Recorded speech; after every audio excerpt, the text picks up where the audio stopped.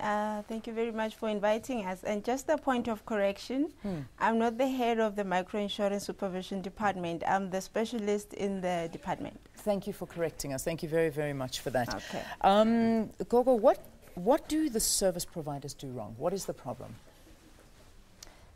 Leanne, what we have found to be the problem is that we have a number of entities that are offering funeral insurance without being duly licensed to do so.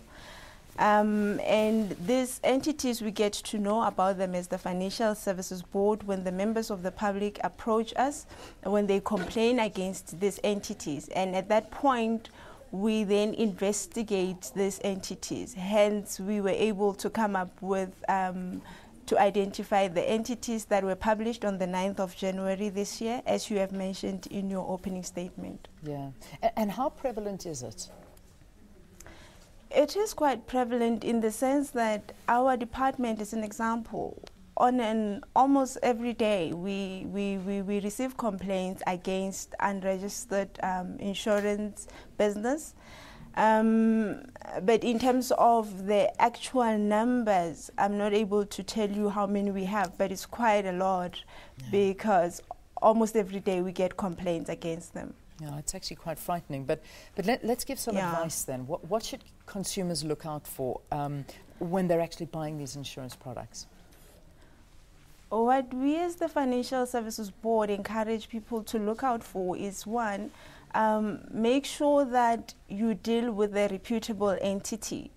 This entity must be licensed as a financial services provider, and they must be a licensed insurance company, and really to verify or to check if this entity is a licensed provider. Members of the public can just contact us. They can go to our website, www.fsb.co.za, or they can contact us on a call-free number 0800 110 443, just to check if these entities are actually registered. Yeah, I mean, what, you know, in terms of the recourse for a consumer, if they have found that a service provider is actually fraudulent, and, you know, obviously let's get a two-pronged answer. What happens to the service provider, and then the consumer? Do they have any recourse? One,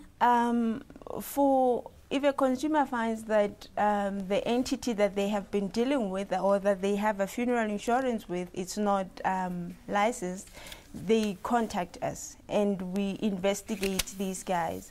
And one of the things that happens following our investigation, one, is that we can, within our ambit as the regulator, we can direct the entity to cease operation. We can refer the entity to our internal enforcement committee for penalties to be imposed, or we can refer the entity to the South African Police Services, the SABC, for prosecution or even imprisonment. So, and one of the things, of course, is we will publish their names in the newspapers, you know, for name and shaming purposes, like we did with the entities that you were referring to earlier on. Yeah. Just finally, just give us a little bit of an update into what the FSB is actually doing about these illegal providers. How are you trying to stop it? Leanne, like I was mentioning earlier on, we go on campaigns to educate or to make the public aware of what they need to look out for. Like now I'm talking to you, hoping that a lot of people are watching and saying, before I take up a funeral insurance policy, I need to make sure that this person that is selling me this product, it's a licensed financial services provider and it's underwritten by a licensed long-term insurer.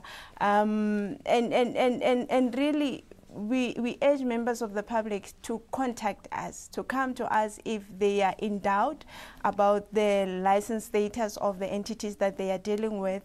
And I want to also emphasize, Leanne, that members of the public who have funeral policies, they need to pay their premiums.